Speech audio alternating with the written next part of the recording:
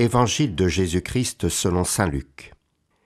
Jésus descendit à Capharnaüm, ville de Galilée, et il y enseignait le jour du sabbat.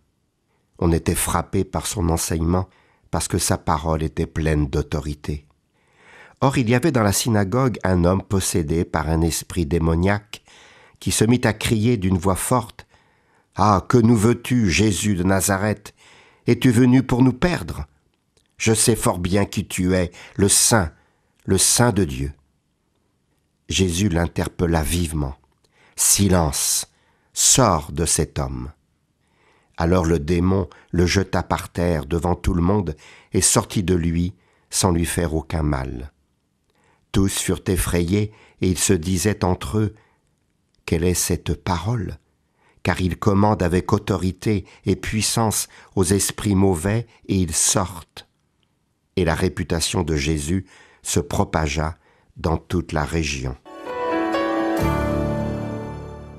Dès les tout premiers temps de la prédication, les évangélistes notent l'autorité de la parole de Jésus. Il n'est pas comme les rabbis qui enseignent dans leur synagogue. Chacun y va de son commentaire sur les textes sacrés, et les différentes interprétations créent parfois un peu de confusion dans les esprits. Et l'on se divise en écoles de pensée qui servent de référence. Ainsi apparaissent des tensions, voire des oppositions au sein des communautés. Jésus ne se rattache pas à une école de pensée. Vous avez appris qu'il a été dit ? Eh bien, moi, je vous dis. Jésus a une bonne connaissance des textes des prophètes. Il prie chaque jour les psaumes. Il est pétri de l'histoire de son peuple. Il enseigne avec une clarté accessible à tous, mais avec exigence. Il devient son propre référent. Il vient mettre en pratique la loi de Moïse, l'amplifier, compléter les interprétations données à son époque. Il lui donne une force nouvelle, un esprit nouveau qui ne s'arrête pas à la lettre. Et l'on dit « Jamais homme n'a parlé comme cet homme ». D'où lui vient cette autorité ? L'évangéliste Jean nous en livre le secret au chapitre 7.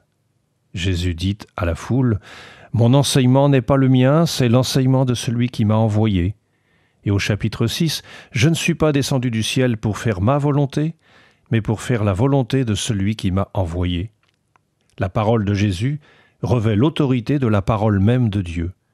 Elle vient de l'intimité qu'il entretient avec son Père. N'est-il pas le Verbe de Dieu, parole de Dieu faite chair ?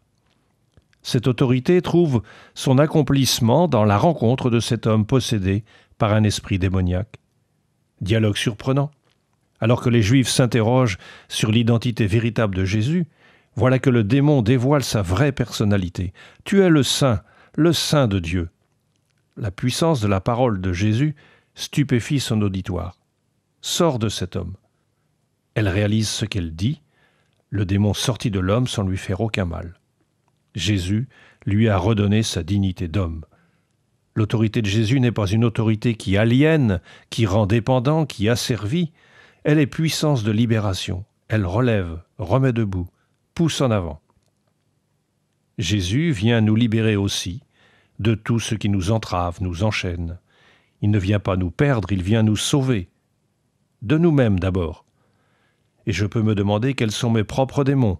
Qu'est-ce qui m'enchaîne ? De quoi suis-je esclave ?